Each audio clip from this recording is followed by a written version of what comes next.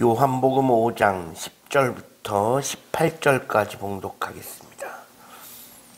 이날은 안식일이니 유대인들이 병 나은 사람에게 이르되 안식일인데 내가 자리를 들고 가는 것이 옳지 아니하니라. 대답하되 나를 낫게 한 그가 자리를 들고 걸어가라 하더라 하니 그들이 묻되 너에게 자리를 들고 걸어가라 한 사람이 누구냐 하되 고침을 받은 사람은 그가 누구인지 알지 못하니 이는 거기 사람이 많으므로 예수께서 이미 피하셨음이라. 그 후에 예수께서 성전에서 그 사람을 만나 이르시되 보라 내가 나았으니 더 심한 것이 생기지 않게 다시는 죄를 범하지 말라 하시니 그 사람이 유대인들에게 가서 자기를 고친 이는 예수라 하니라. 그러므로 안식일에 이러한 일을 행하신다 하여 유대인들이 예수를 박해하게 된지라.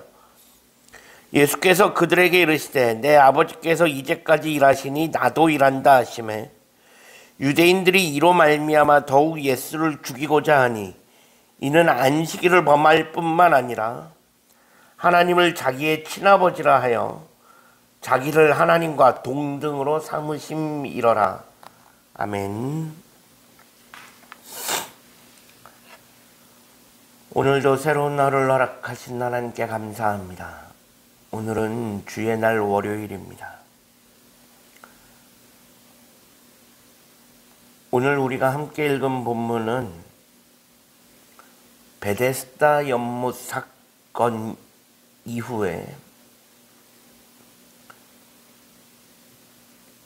예수님과 유대 지도자들 사이에 있었던 일입니다. 요한복음 5장 1절부터 9절이 베데스다 연못 사건이라 불리는 일입니다. 쉽게 말하면 38년 된 병자를 예수님께서 고치신 사건인데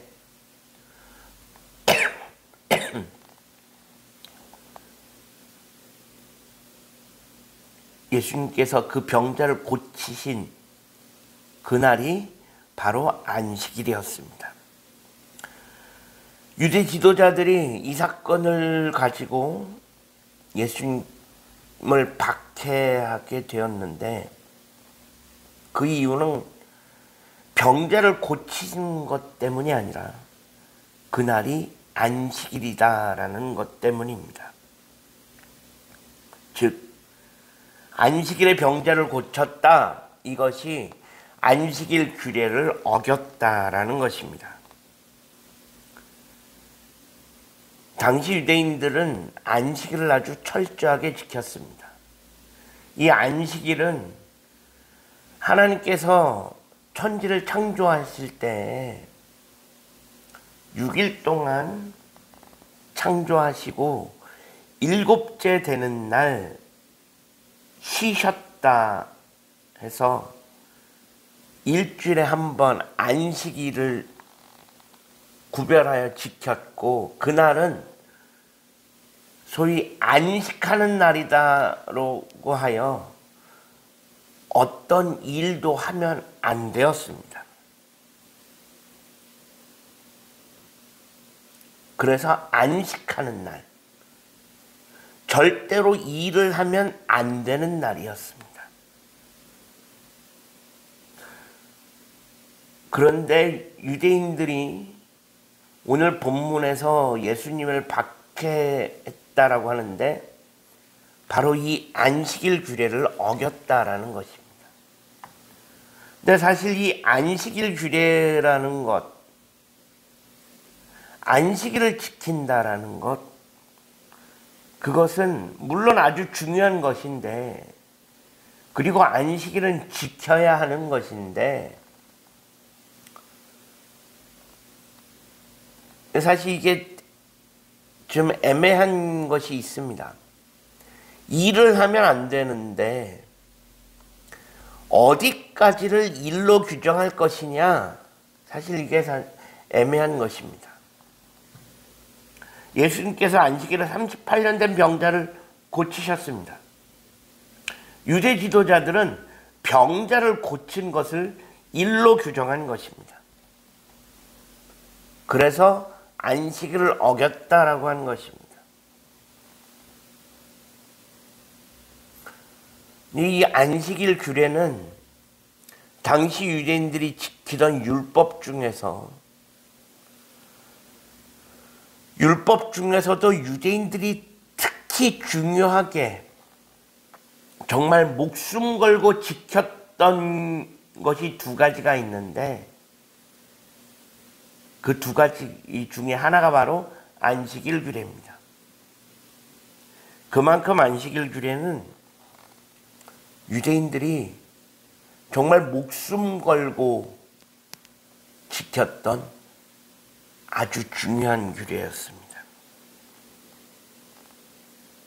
그렇기에 이 안식일 규례를 어겼다라고 생각이 되니까 유대인들이 예수님을 박해하고 시비 걸고 박해하기 시작하는 것입니다.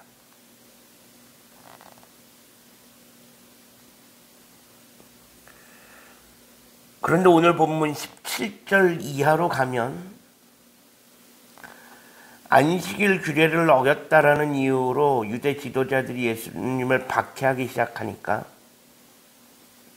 예수님께서 거기에 대해서 뭐라고 말씀하시냐? 17절에 예수님께서 그들에게 말씀하십니다. 유대 지도자들에게 말씀하시는데, 내 아버지께서 일하시기 때문에 나도 일한다. 즉, 이건 무슨 뜻이냐면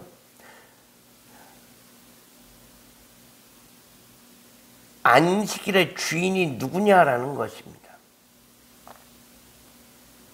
그래, 너희는 안식일 규례를 지켜야 한다. 그런데 그 안식일을 만든 그 안식일의 주인은 일할 수도 있다라는 것입니다. 아버지께서 일하시니 나도 일한다. 그것은 뭐냐면 내가 곧 하나님이고 내가 곧 안식일의 주인이다라는 것을 말씀하고 계시는 것입니다. 그 이야기를 듣고 나니까 유대 지도자들이 완전히 뚜껑이 열려버렸습니다.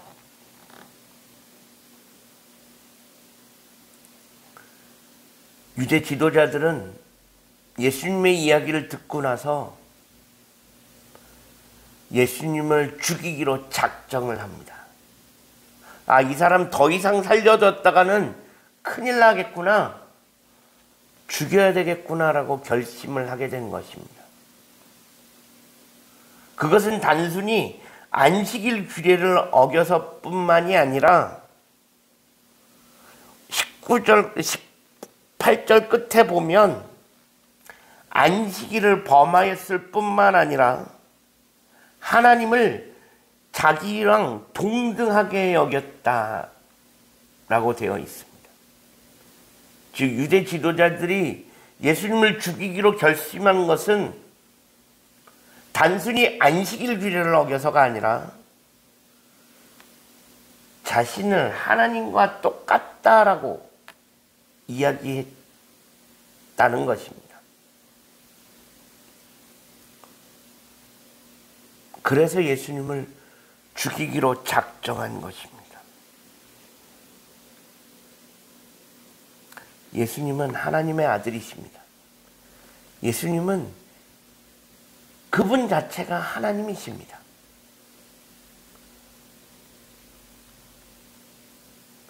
예수님께서 그것을 계속적으로 말씀하고 계십니다. 이 베데스다 연못 사건은 두 번째 유월절에 있었던 사건으로 알려져 있습니다. 예수님이 공생애를 시작하신 이후에 두 번째 유월절에 있었던 사건이 바로 이 사건입니다. 베데스다 연못 사건. 요한복음 5장 1절에 보면 유대인의 명절이 되어 예수님께서 예루살렘에 올라가셨고 그때 베데스다 연못 사건을 행하신 것입니다. 여기서 말하는 유대인의 명절은 유월절입니다. 예수님께서 유월절을 지키기 위해서 예루살렘으로 가셨을 것입니다.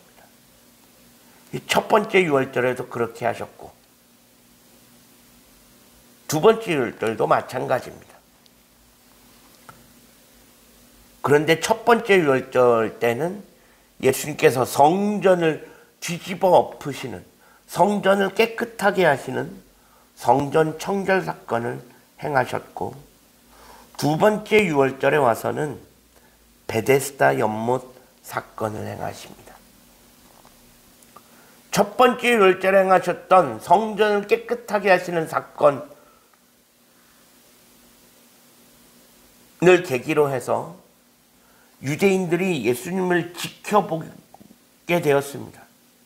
유대 지도자들이 예수님을 지켜보고 감시하게 되는 결과를 낳았는데, 정확히 1년 후에 두 번째 유월절이 되어서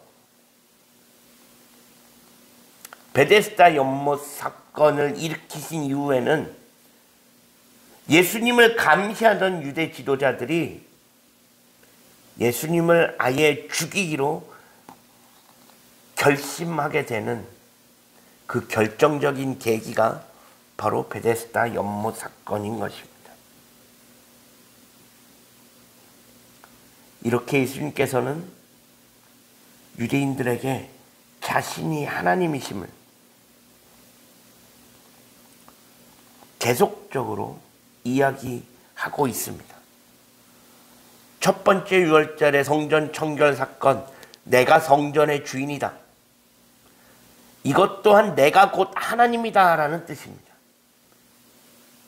오늘 본문의 베데스다 연못 사건 이후에 예수님께서 내가 안식일의 주인이다 라는 것을 말씀하시는 것인데, 그 또한 결국은 내가 하나님이다 라는 것입니다. 지속적으로 예수님은 내가 곧 하나님이고, 내가 곧 하나님의 아들이고, 내가 곧 하나님이다 라는 것을 말씀하시지만, 유대인들은 한사코 예수님을 인정하려고 하지 않습니다. 이 유대 지도자들은 예수님을 인정할 마음이 없습니다. 유대 지도자들에게 예수님은 그저 자신들의 기득권을 위협하는 위험한 인물일 뿐입니다.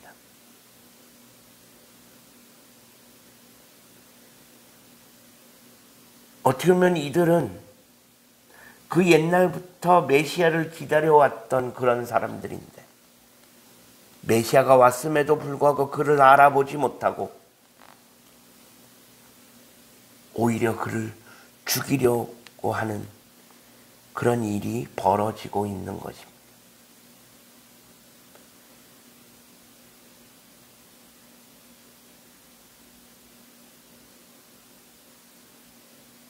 하나님이 오셨음에도 하나님을 알지 못하고 하나님을 알아보지 못하고 있는, 메시아가 오셨음에도 불구하고 메시아를 알아보지 못하고 있는 그런 안타까운 일들이 벌어지고 있는 것입니다. 이것이 바로 어떻게 보면 지금 우리의 모습은 아닌지 돌이켜보아야 할 것입니다. 예수님께서 오시면 우리는 예수님을 알아볼 수 있을 것인가? 예수님이 오시면 예수님을 인정할 수 있을 것인가?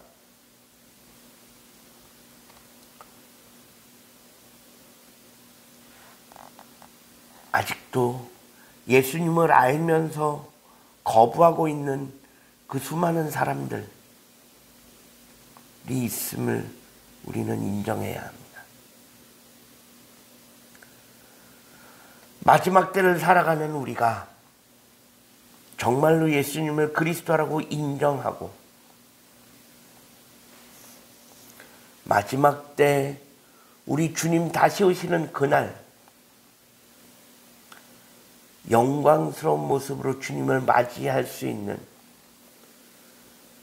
준비된 자들로 살아갈 수 있게 되기를 간절히 소망합니다. 마지막 때 그래서 준비된 자로 다시 오실 주님을 맞이할 수 있는 우리 모두가 되어질 수 있기를 주님의 이름으로 간절히 축원합니다. 기도하겠습니다. 하나님 감사합니다. 지난밤에도 편안한 힘을 주시고 오늘도 새로운 하루를 허락하신 하나님께 감사합니다. 예수님께서 오셨음에도 불구하고 그를 알아보지 못하고 인정하지 못하고 예수님을 죽이려 했던 그 유대인들의 모습을 보면서 마지막 때 우리가 어떻게 살아가야 하는지 다시금 돌아보게 됩니다. 마지막 때 준비된 자로 다시 오실 주님을 기쁘고 감사한 마음으로 맞이할 수 있는 그런 준비된 자로 살아갈 수 있는 우리 모두가 되어질 수 있게 하여 주옵소서. 예수 그리스도의 이름으로 간절히 기도합니다. 아멘.